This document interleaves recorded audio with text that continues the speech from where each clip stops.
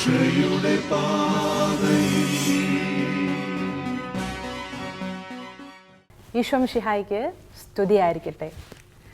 ഈശോയുടെ പ്രിയപ്പെട്ട കുഞ്ഞുമക്കളെ, കേൾക്കുന്നില്ലല്ലോ? ഈശോയുടെ പ്രിയപ്പെട്ട കുഞ്ഞുമക്കളെ, എന്തോന്ന് വിളിയേക്ക്? Very good. എനിക്കുണ്ടല്ലോ നിങ്ങളെ പഠിപ്പിക്കാൻ ഒത്തിരി ഇഷ്ടമാണ്. കാരണം എന്താണെന്നറിയാവോ? നിങ്ങൾ ആദ്യ കുർബാനയ്ക്ക് വേണ്ടി ഒരുങ്ങിയിരിക്കുന്ന കുട്ടികളാണ് അല്ലേ? ഈശോയെ സ്വീകരിക്കാൻ, ഈശോയെ കുറച്ച് കേൾക്കാൻ, ഈശോയുടെ പാട്ട് പഠിക്കാൻ ഒക്കെ നിങ്ങൾക്ക് ഒത്തിരി ഒത്തിരി ഇഷ്ടമാണ്.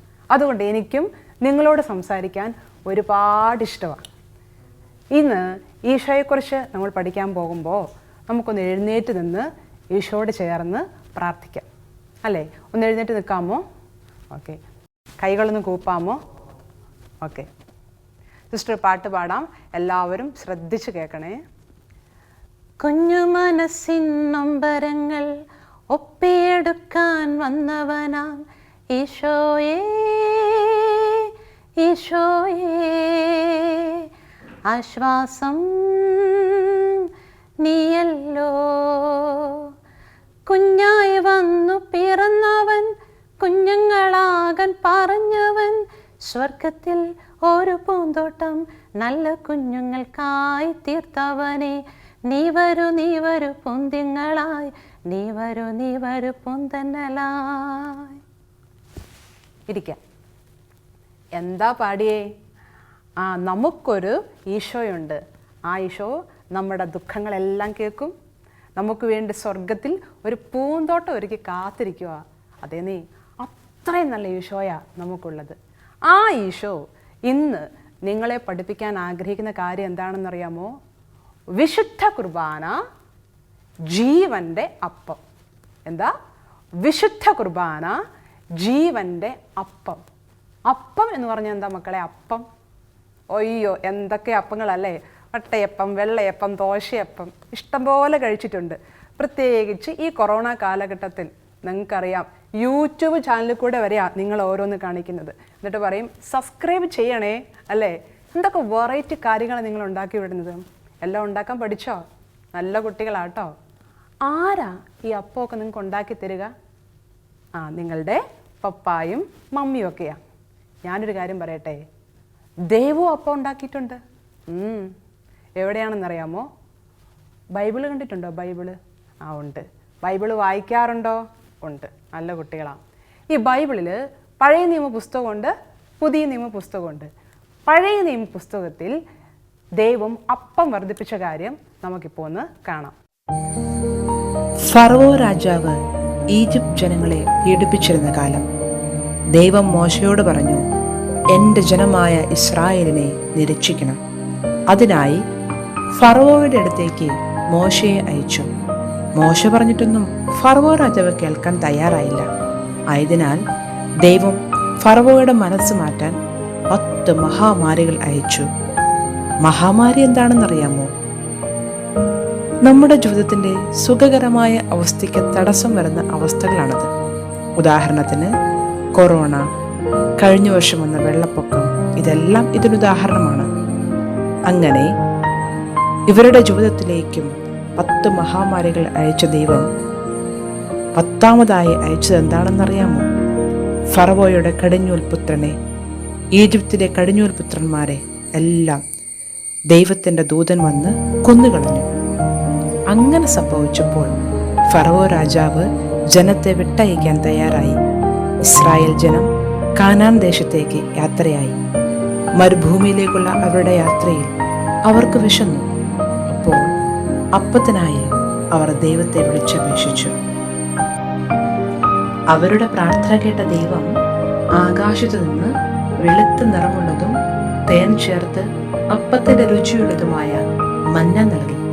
ഇസ്രായേൽ ജനം മന്ന കഴിച്ച് വിശപ്പകറ്റി ശക്തി പ്രാപിച്ച് കാനാൻ ദേശത്തേക്ക് യാത്രയായി. ഓക്കെ, നിങ്ങൾ കണ്ടോ? പഴയ നിയമത്തിൽ ദൈവം അവർക്ക് എന്താ നൽകിയത്? മന്ന, തേനിൻ്റെ രുചിയുള്ള മന്ന. പുതിയ നിയമത്തിലും ഇതേപോലെ ഈശോ പ്രവർത്തിക്കുന്നുണ്ട്. എവിടെയാണെന്നറിയാമോ? യോഹന്നാൻ്റെ സുവിശേഷം 6-ാം അധ്യായത്തിൽ. അവിടെ ഒരിക്കൽ ഈശോ ഇങ്ങനെ വചനപ്രഘോഷണമൊക്കെ നടത്തിക്കൊണ്ടിരിക്കുക കേട്ടോ. അങ്ങനെ വചനപ്രഘോഷണമൊക്കെ നടത്തി കുറേ കഴിഞ്ഞപ്പോഴത്തേക്കും നമ്മുടെ ആൾക്കാർക്കൊക്കെ വിശക്കാൻ തുടങ്ങി. ഒരു വിശന്നു വല്ലാതെയായപ്പം ശിഷ്യന്മാരടുത്ത് വന്ന് ഈശോയോട് പറഞ്ഞു, എൻ്റെ ഈശോ, നമ്മളിങ്ങനെ പ്രസംഗിച്ചുകൊണ്ടിരുന്നാലും ഇവർക്ക് വിശക്കുവാന്നേ, എന്തെങ്കിലും കൊടുക്കണ്ടേ? അപ്പോൾ ഈശോ പറഞ്ഞു, ശരി, ഇവർക്ക് കൊടുക്കാം. നിങ്ങളുടെ കയ്യിൽ എന്തുണ്ട്? അപ്പോൾ അവർ പോയി നോക്കിയിട്ട് പറഞ്ഞു, ഒരു ബാലൻ്റെ കയ്യിൽ 5 അപ്പവും 2 മീനും ഉണ്ട്. ഈശോ പറഞ്ഞു, അതിങ്ങോട്ട് കൊണ്ടുപോകാം. അങ്ങനെ ഈശോ എന്ത് ചെയ്തു? അതെടുത്ത് വാഴ്ത്തി വിഭജിച്ചു. അപ്പം എന്താ സംഭവിച്ചത്? നമുക്കറിയാം അല്ലേ, അപ്പം വർദ്ധിച്ചു.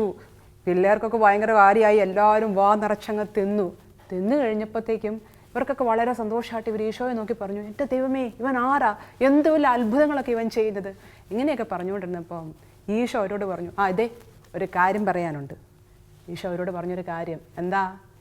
ഞാനാണു ജീവൻ്റെ അപ്പം, എൻ്റെ അടുക്കൽ വരുന്നവന് ഒരിക്കലും വിശക്കുകയില്ല. എന്താ ഈശോ പറഞ്ഞത്? എന്താ പറഞ്ഞത്? ബോർഡിലേക്ക് നോക്കാമോ? ഞാനാണു ജീവൻ്റെ അപ്പം, എൻ്റെ അടുക്കൽ വരുന്നവന് ഒരിക്കലും വിശക്കുകയില്ല. യോഹന്നാൻ 6:35. എന്താ പറഞ്ഞത്? ഞാനാണ് ജീവൻ്റെ അപ്പം. യേശു പറഞ്ഞു, ഞാനാണ് ജീവൻ്റെ അപ്പം. എന്താ മക്കളെ ജീവൻ്റെ അപ്പം എന്ന് പറഞ്ഞാൽ? ജീവൻ നൽകുന്ന അപ്പം. അതെ, നമ്മൾ ഈ ലോകത്തിൽ മാത്രം ഉള്ളവർ അല്ല എന്നാണ് അതിൻ്റെ അർത്ഥം. ജീവിത അവസാനം വരെ സ്വർഗത്തിലും നമുക്ക് ജീവിക്കണമെങ്കിൽ ഈ അപ്പം നമ്മൾ ഭക്ഷിക്കണം.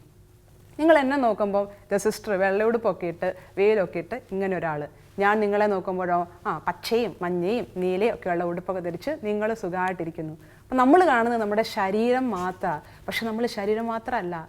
നമുക്ക് ശരീരത്തിന് വിശപ്പുണ്ടാകുമ്പോൾ നമ്മൾ എന്ത് കഴിക്കും? ഭക്ഷണം കഴിക്കും. അതുപോലെ നമുക്ക് മറ്റ് 2 കാര്യങ്ങളുണ്ട് നമ്മുടെ ശരീരത്തിൽ. അതാണ് നമ്മുടെ മനസ്സും നമ്മുടെ ആത്മാവും. മനസ്സിന് വിഷമമൊക്കെ ഉണ്ടാകുമ്പോഴാണ് നമ്മൾ പറയും, പക്ഷെ ബോറടിക്കുന്നു, ഓൺലൈൻ ക്ലാസ്സൊക്കെ ബോറടിക്കുന്നു. നിങ്ങൾ എന്ത് ചെയ്യും? നമുക്കൊന്ന് കളിക്കാൻ വേണ്ടി പോകും അല്ലേ? നമ്മുടെ മനസ്സിന് സന്തോഷം കിട്ടുന്ന കുറേ കാര്യങ്ങൾ നമ്മൾ ചെയ്യാറുണ്ട്. TV കാണും, ഫ്രണ്ട്സിൻ്റെ കൂടെ കളിക്കും, പാട്ട് പാടും, ഒക്കെ ചെയ്യും. പക്ഷെ പലപ്പോഴും നമ്മൾ ശ്രദ്ധിക്കാതെ പോകുന്നത് നമ്മുടെ ആത്മാവിനെ കുറിച്ചാണ്. നമ്മുടെ ആത്മാവിന് ജീവൻ വേണമെങ്കിൽ നമ്മൾ എന്ത് കഴിക്കണം? ജീവൻ്റെ അപ്പം ഭക്ഷിക്കണം.